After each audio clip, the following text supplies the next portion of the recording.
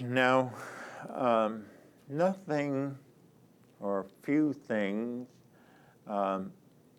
is more pleasurable to someone, at least of my age, than to think together with kindred spirits on matters of first importance. This is the part that, as a teacher, I look forward to most, because we will have together 5 or 6 hours where we can engage in dialogue. Tonight, the format will be more like a classroom. I will present and focus on an issue and say what I feel are the most important things to be said about that. And then I will pause and ask for questions or brief comment. And you may either just stand up where you are, fill your lungs with air and project your question, or if you want to engage in a brief dialogue, why, feel free to come up here. There's a microphone up here, and keeping in mind that the time is limited and others have things to say, we can have a few minutes of dialogue on the issue.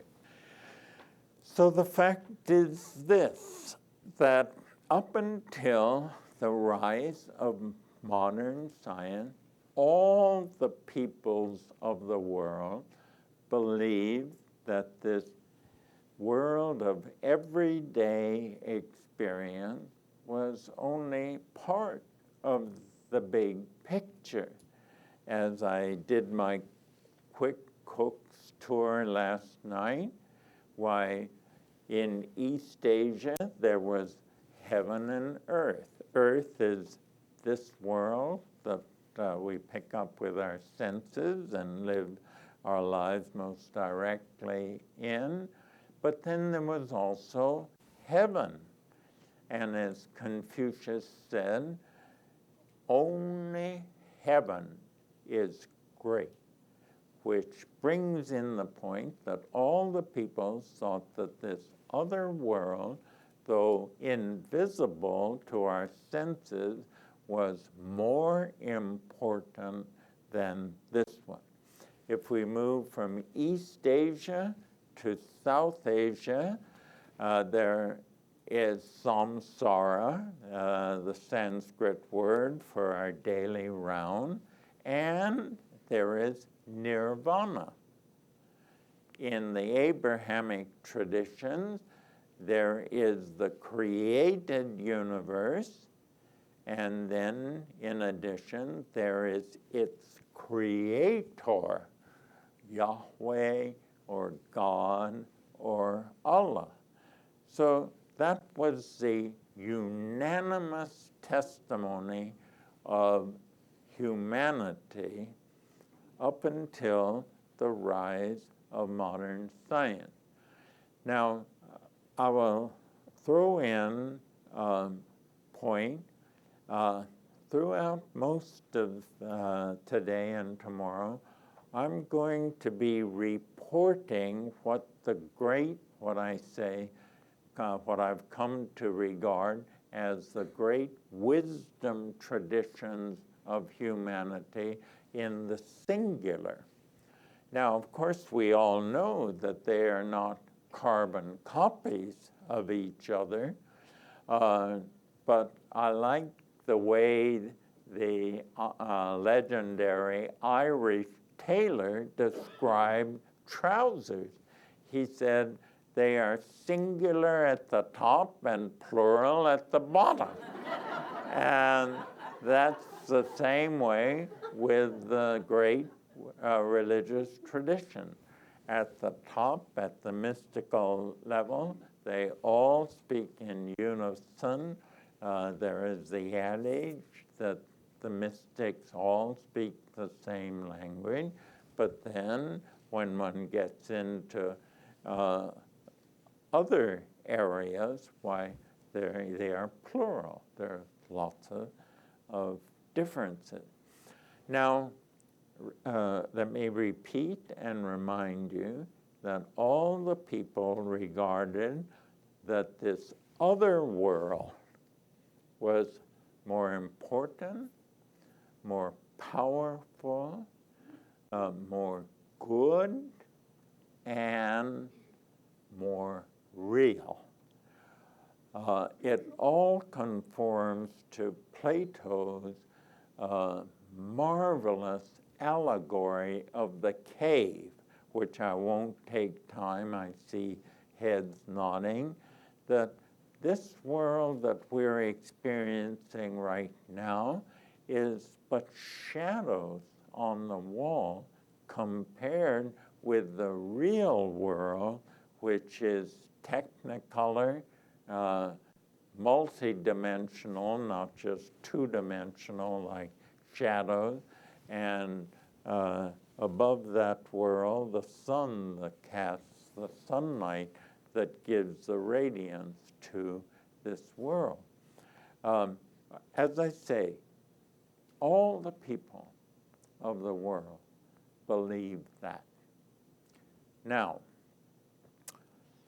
with the rise of modern science, that traditional worldview with its other world as well as this world became challenged and very quickly retired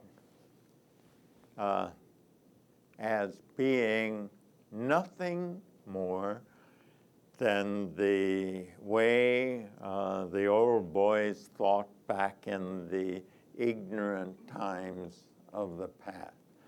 And that traditional / religious worldview, because all traditional worldviews were religious, has been replaced by what we call the scientific worldview. That is a misnomer. Science cannot give a worldview.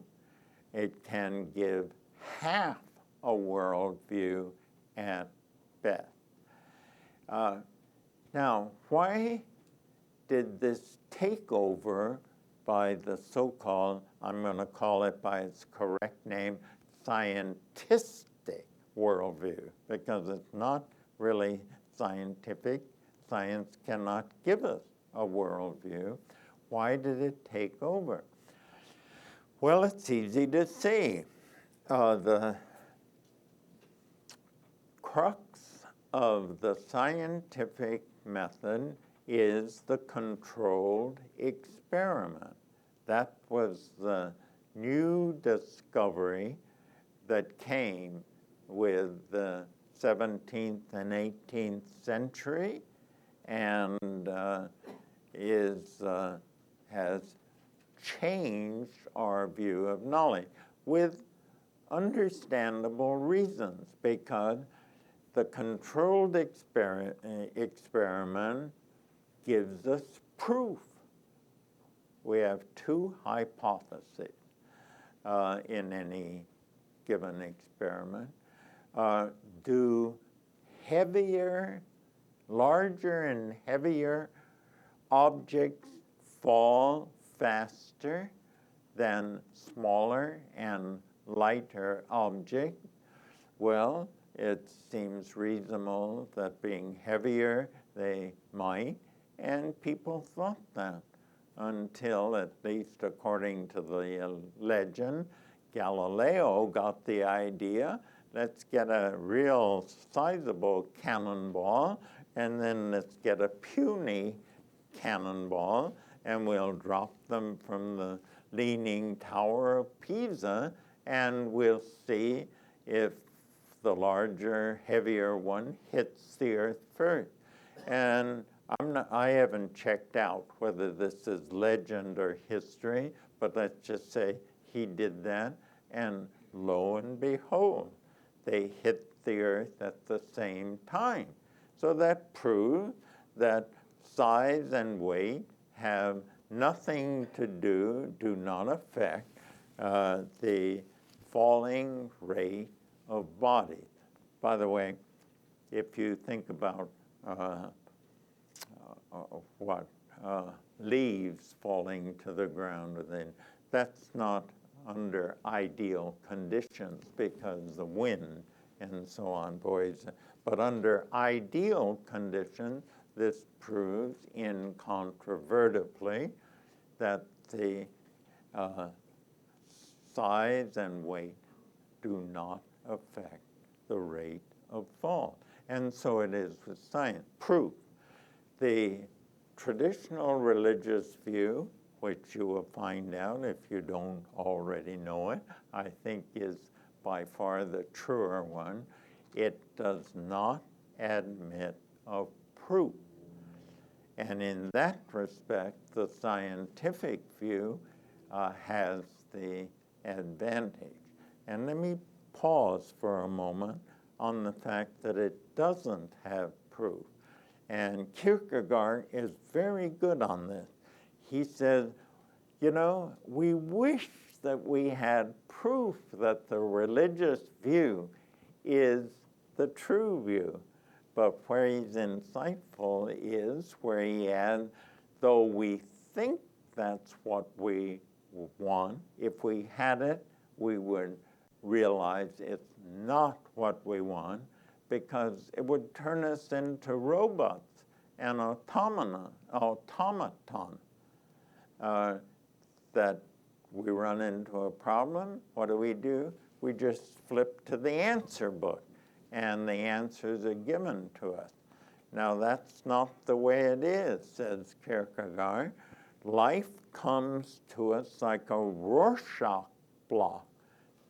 A Rorschach blot, ink blot, doesn't have any titles as to what the outlines are of.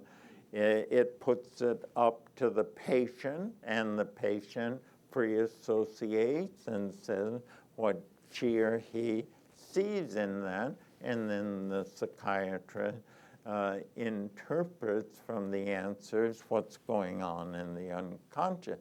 And that's the way with life. As Ortega y Gasset said, life comes at us fired point blank. It doesn't wait to ask, are you ready to get married? Do you know enough to have children? Here it comes, bang, bang, bang, and we react. And often our reactions and answers are wrong. But Kierkegaard, to wrap up this, says, this gives us the ultimate dignity. It leaves it up to us to decide what we make of life and the world. Okay, so the traditional religious view does not have proof. Its virtues, if you haven't already picked them up, I will be explicit about very quickly. But to come back to science, that controlled experiment where we have proven knowledge began to expand into, as fact by fact was laid down, into a realm of proven knowledge about our world. And it paid off very quickly. Within decades, material goods could be multiplied, drudgery could be reduced, life expectancy could be increased. These are not small yields, and they have changed our world beyond all recognition. none of your grandparents could have faintly imagined this world in which we live. Astronauts walking on the moon and just the beginning of it. And it has also changed our world view, and in the process retired the traditional / religious worldview wrongly. This is the crucial mistake of modernity. And it's very easy to see what that mistake is. It stated epistemologically, knowing it, the mistake is to think that the only real thing are the things that scientific instruments can get their hands on, and corollary to that, only material things are fully real. Now, there is not a single scientific fact that proves those two postulates I just said to be true. They're simply assumptions. What has happened is that science, in its yield in terms of things we want, material goods increased, drudgery reduced, and all that kind of thing, ravished the modern mind and caused it to be loose in logic. And they didn't see that those yields in no way refute the existence of other things which do not connect with science, and science's instrument can't touch. Most obviously, values, meaning, and purposes, and I'm going to mention one more in a moment, but let's stop with that. The fact is that the scientific method, while being the near perfect method of understanding the mechanisms of the physical universe, is at the same time a radically limited instrument. In what way? It cannot, as I just said, touch, can't get its hands on values, meanings, and purposes. It can't say a word about that, and to think that it can would be to think that an old-fashioned Underwood typewriter could produce music. Now, once that is said, it's clear as day, but we don't say it. We just ride on this assumption that what it can give us is so marvelous that it must be the best window on reality as a whole. Now, I'm just about to open it to questions or to invite anyone who wants to come up to discuss anything I've said. But before I do that, let me say as simply a capstone of what I've said thus far, what a huge mistake. Let me put it in a metaphor. let's just imagine that we're in a bungalow on the foothills of the Himalayas with a picture window that gives us a magnificent view of that snow-covered Himalayan range. I think if I had to prioritize the most magnificent view I have ever seen. And what have we done? We've lowered the shade to, and we can say exactly how far, to just slightly below the pupils of our eyes, so that when we look out the window, our gaze goes downward and to the earth on which the bungalow stands. That earth symbolizes the physical universe. And give credit where credit is richly due. Science has shown that earth to be awesome beyond all imagining. Still, it is not Mount Everest.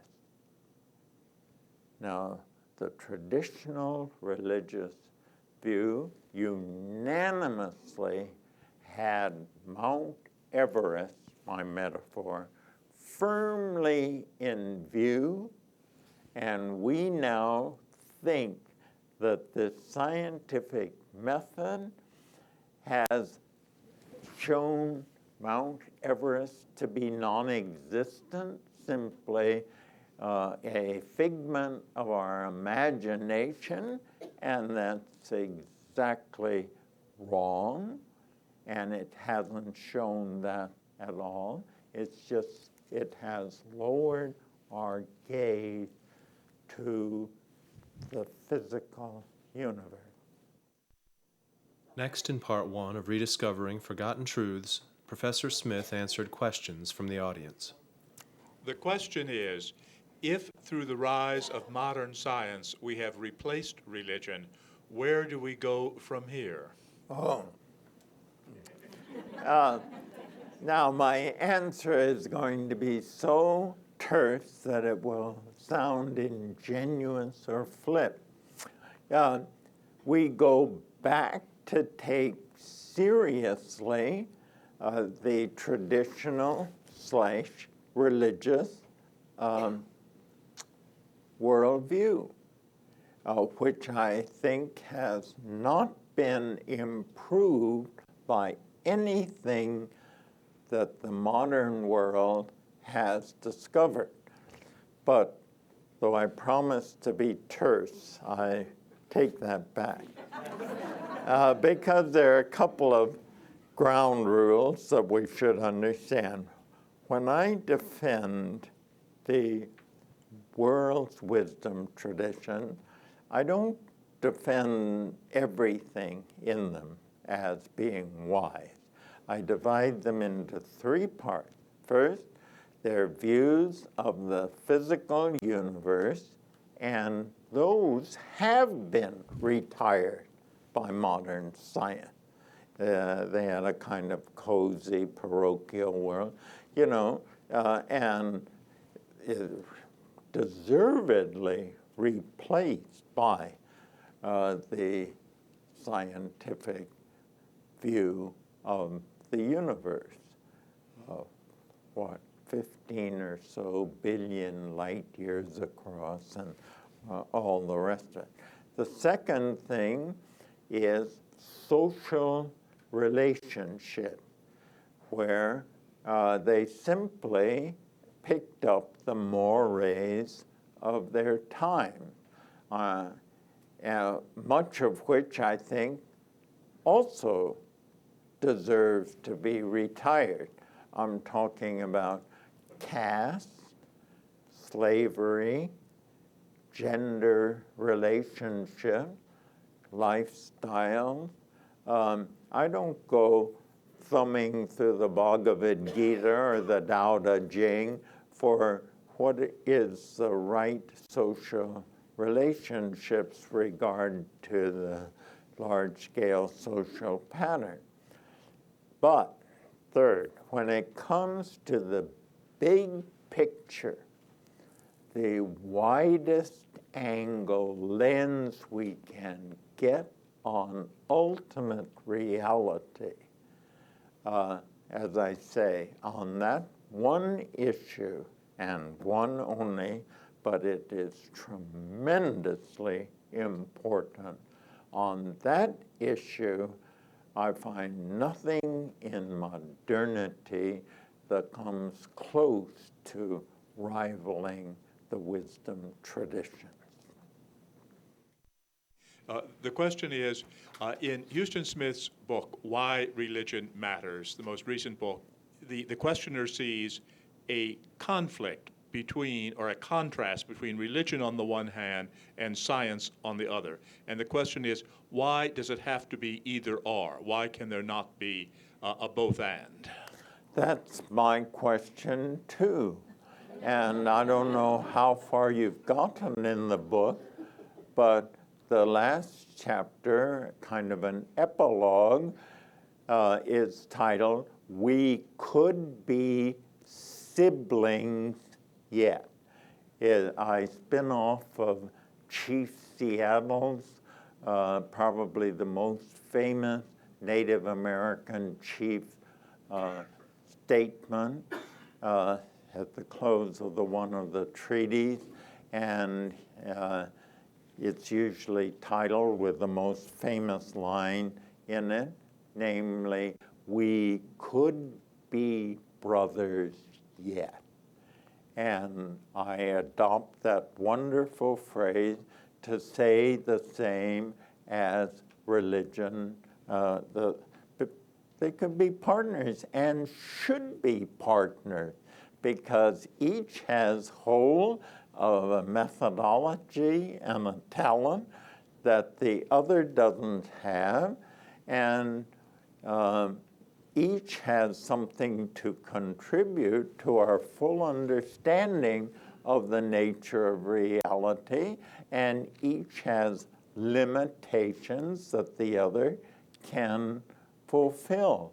And you might say that that is our goal, but we are a long way from that, and I'm particularly agitated and worked up by the scientists, not all of them, I'll come back to that, but what I call the noisy scientists who want to present this in an either or, and science is going to win mode.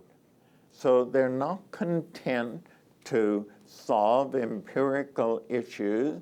They want to be the lords of not just facts about the physical universe, but about the nature of ultimate reality. We are the paragon of determining not just, as I say, empirical data, but the nature of reality. Doesn't that make the scientist into another religion? Yes. Yes.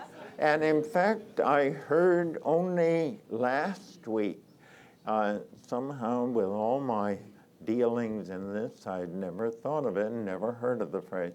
The university, which, by the way, is just steeped in the scientific worldview, that's all you hear about, and the phrase was, the university has become the most important church of our time. Now that's arresting, and it's not a silly statement. You may have to work a little bit with the meaning of the church, but in essence, I think that is probably true, and more true than false. And I don't know if you'll know these names, but the loudest of the noisy scientists today are E.O. Wilson in his book Consilience, which is an extraordinary book in terms of how much he of understanding in different areas, not just physics, but chemistry, biology, art, and things like that. I call it the most brilliant, wrong-headed book in our century. He thinks that and says outright that the battle between science and religion is going to be the battle for the human soul in the 21st century, and science is going to win that war. I think that he's exactly wrong on that. I don't like the militaristic language, but science is certainly not going to retire.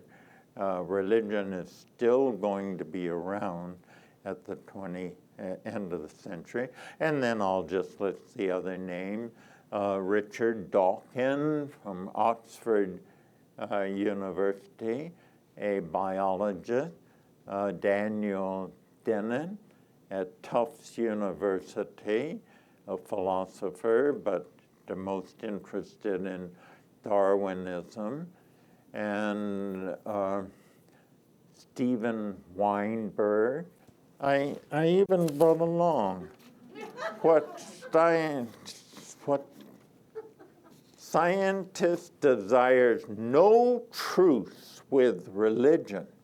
This is Stephen Weinberg, one of our leading scientists, and he says,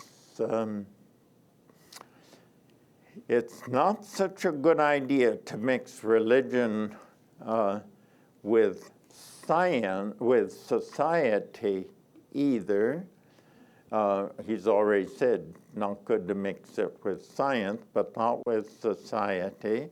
I think that on balance, the moral influence of religion has been awful. You know, he goes on, he says, religion is the only thing that causes good people to do bad things. That's silly. How about greed? How about Enron? Probably the people who were doing that thought that they were doing all right or something this way. But this is the kind of thing that the press picks up because they love a fight. And Dennett says, in a few decades, it's going to be as ridiculous to believe in God as it is to believe that the earth is flat. And the latest one to join the list that he's been in all the time, but I just learned of it, was my former colleague at MIT, Marvin Minsky, who was in computer science and made major contributions to that. But somebody sent me the email conversation he's been on with Marvin Minsky, and Minsky says computers are more real and better than the human soul because computers can change generation from generation, whereas the human soul, being eternal, is static. Now again, that's just stupid.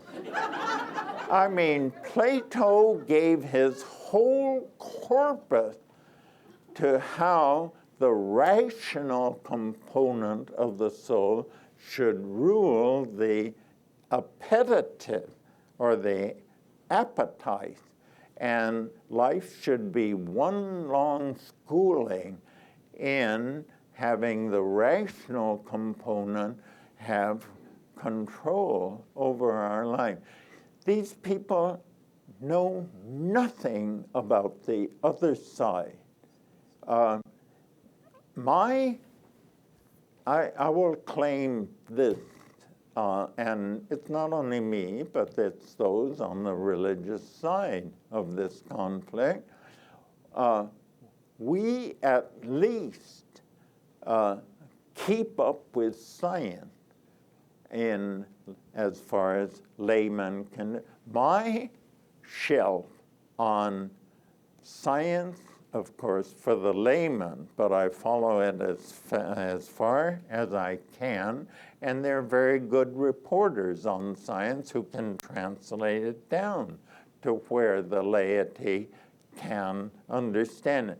My shelf on science for the layman is as long, about this long, as my shelf on Buddhism, Hinduism, Islam, and all the others. You know, I feel like asking these people, what was the last book in theology you read? I suspect they would be embarrassed and would have to say, well, it's not worth reading. Would you be willing to share your thoughts on what happens after death? I was delivered last year the annual Ingersoll Lecture on Immortality at Harvard Divinity School. It was the 101st lecture. The endowment and the series has gone on for exactly a century, and I inaugurated the second century. I took as my title, Intimations of Immortality. Many of you will recognize that as a line from Wordsworth. Intimations of Immortality, 3 case studies. And the case studies were Swedenborg, who claimed, 18th century, claimed to commute to heaven every night for 27 years, left volumes of what he experienced there. Swedenborg, second, was near-death experiences in which the future is time after time alluded to and described. And the third was entheogenic. That's a new word that has come to refer to psychoactive chemical or plants which change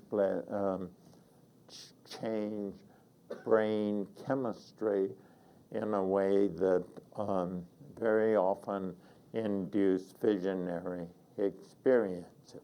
Okay, that was my lecture. The lectures are always printed in the next issue, succeeding issue of the Harvard Divinity Bulletin. When my lecture appeared, it was headlined on the first page of the bulletin, and it read, not intimations of immortality, it read intimations of mortality, which I've been feeling more and more of quite recently. And when I saw that, I thought, well, a typesetter's typo. But then I got a second thought, and I thought, no, that wasn't a typo. It was a Freudian slip. Well, now to come to your question, I am convinced with Saul Bellow that the pictures do not stop. as to what beyond that, in the presence of a new reality, the pictures, using that as a metaphor, will be, why the wisdom traditions in which I've steeped my life, they say many things, but it's no way of sifting out the veridical from the imaginal as to what those pictures, which is a way of saying what our actual experience will be then. I think there's only one generalization I would add from my study of world religion, and that is with the exception of the Jiva Mukta, the totally enlightened person within this body, and they're very rare. In the Buddhist tradition, they're the non-returners who will not return through reincarnation. With the exception of that very rare type, our business is not over when, as the Indians say, we drop our body. There's always unfinished business, whether that will be completed. Because, why is there always unfinished? Because heaven is a state, I use that term, it could be the happy hunting grounds or nirvana or something, is a state of absolute purity. And we are not completely pure.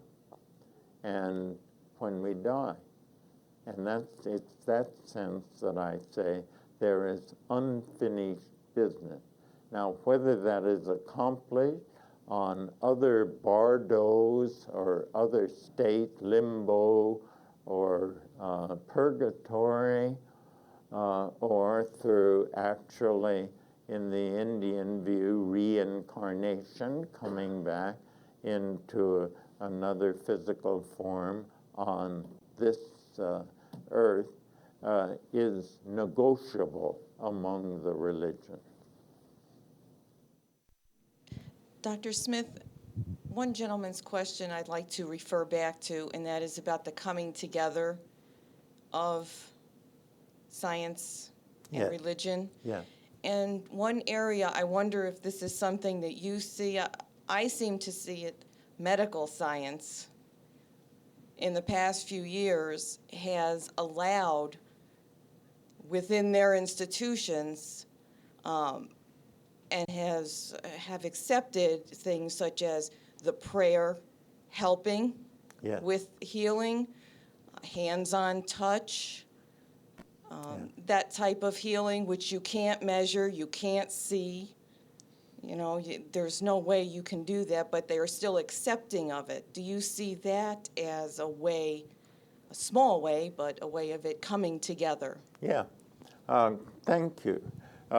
Yes, of course, it doesn't do the job, but it's certainly moving in the right direction. And actually, this is my time for Chicago. What is this, Friday?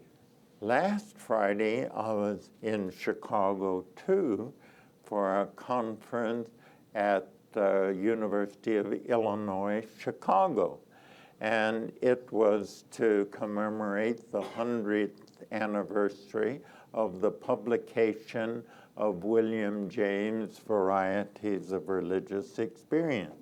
And it was a very interesting conference because the theme of the organizers was William James had a very open mind and was not bound in by these academic prejudices, and the conveners of the conference say, we've lost a lot of that. The hardness of the arteries has set in, and academia is not as open as Well, it wasn't open in James' time either, but he challenged that closedness, and that's what this conference wanted to do. One of the lecturers was an MD from the University of Chicago Medical School, and he took as his subject exactly that. And I thought he was very courageous, and he began with an anecdotal case that he was involved with, where prayer was introduced and turned around what looked on all medical inventories and indexes as absolutely hopeless, and it turned her around to complete health. After that anecdotal case, he then reviewed the literature, about 26 studies. There have been more than that, but these were the ones he thought were scientifically best designed. And he said it's virtually recognized in the medical profession that prayer works in healing. No real debate about that. What we don't understand at all is what the mechanisms are, and that's what he's trying to get at. But that's a very immediate and vivid index of your point. Yes, that's a very, very good sign. Thank you, Doctor. You're welcome. And now I realize that I was going to bring up another point, but we're within 15 minutes of the close, and so maybe I ought to just close down on that and at least introduce the second point, which is, and it's closely related to this first one, and that is the issue of Darwinism, because Darwinism is the current battlefield. Again, I don't like the military language, but the controversial point between the hardline, scientific, materialistic, the only valid truth, way to truth, and the religious view. Now, a few basic points, and then we'll.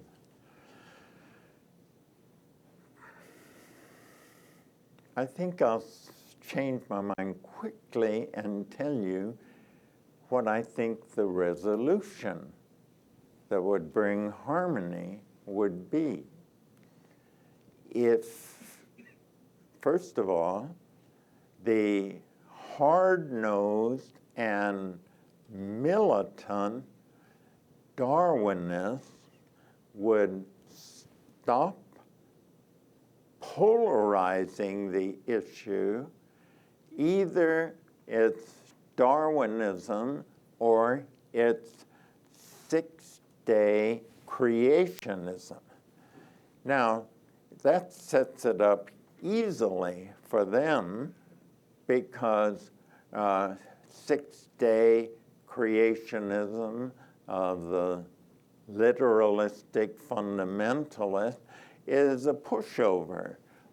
As George Will says, creationism with a large C, meaning that camp, is not only nonsense, it says that the world was created and people in it in about 6 days, something like that.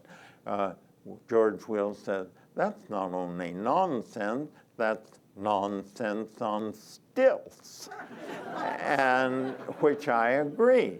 But they set it up far too often that's the polarity, and since the creationist is a knockover, then we win, hands down. What they forget is that the mind of the universe can count above 2. And there are 3 major cans. The 2 that I've mentioned, but there's a huge swath in the middle occupied by the mainline churches and most of the other world religions, which deny the validity of either alternative and say, in effect, sure, they accept the fossil record that life emerged over a great span of time, about 3.5 billion years. They accept that, but what they say is that gradual emergence does not rule out divine action in producing that emergence. So that's the first mistake that the militant Darwinists make. Now, to what I think it would be really a very easy reconciliation if only the Darwinist establishment would make 3 points. First, we have learned a lot about how the basic Darwinist formulation, which is natural selection working on chance variation, a lot about how that works in various instances.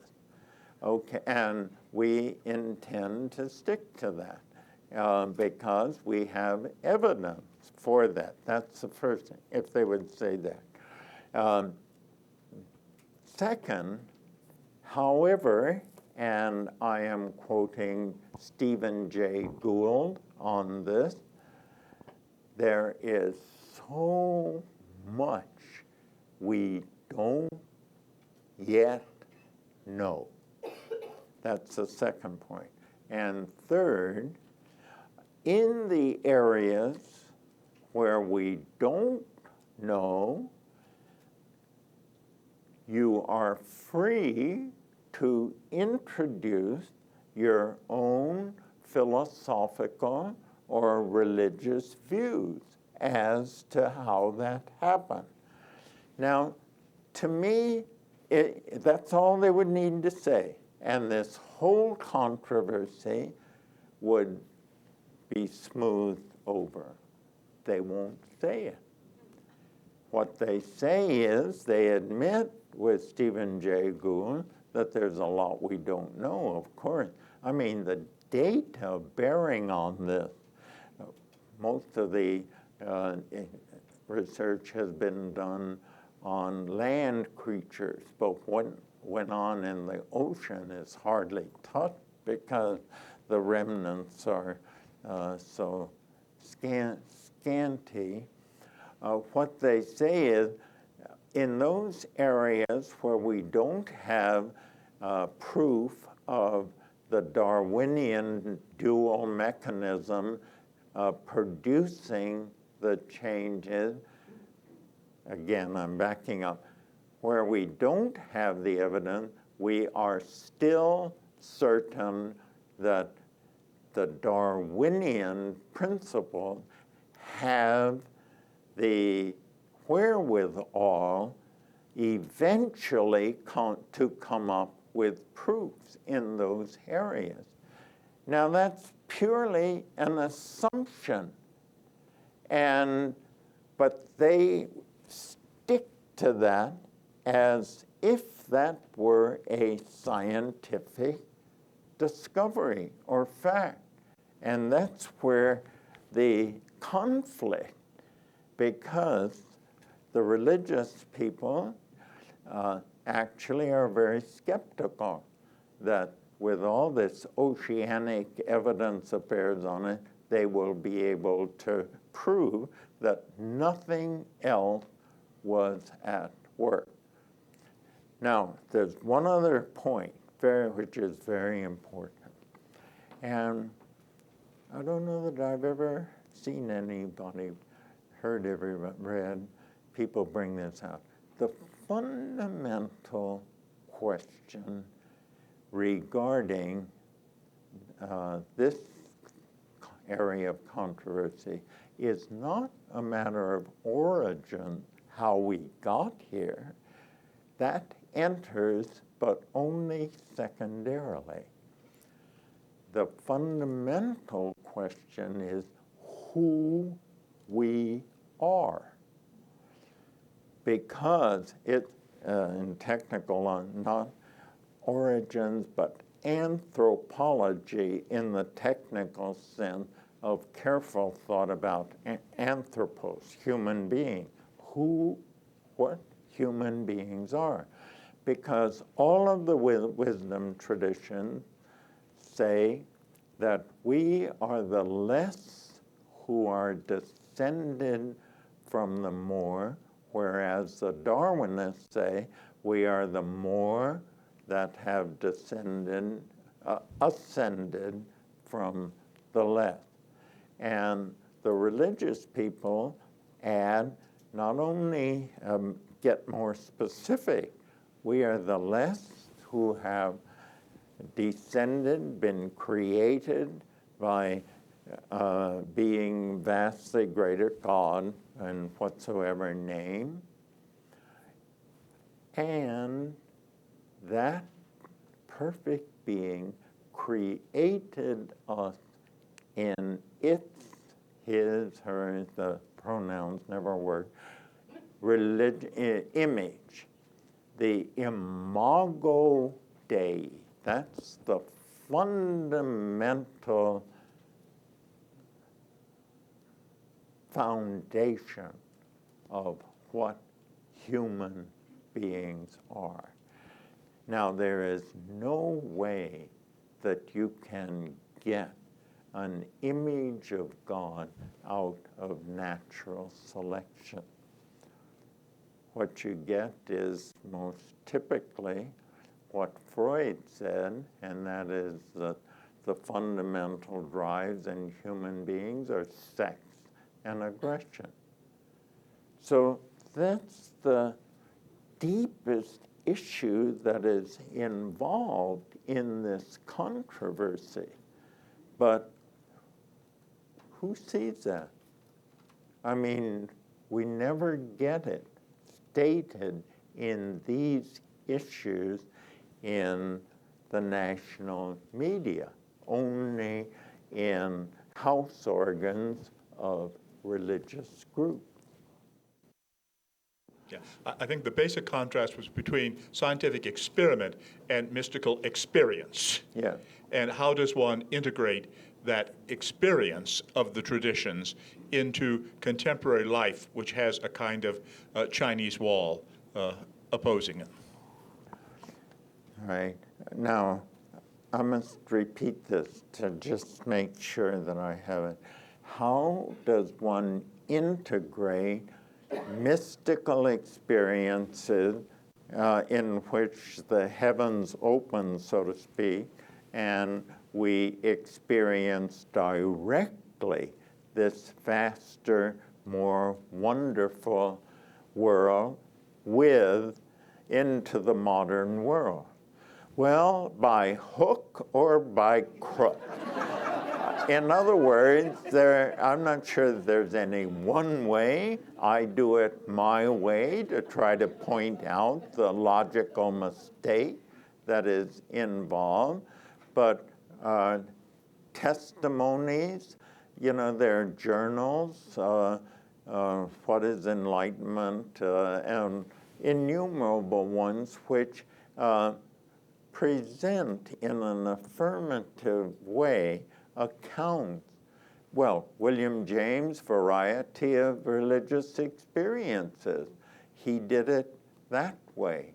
And among your friends, and I might say in this context, support the Theosophical Society, which is also working on the validity of visionary claims of a greater reality and making its dent in our culture.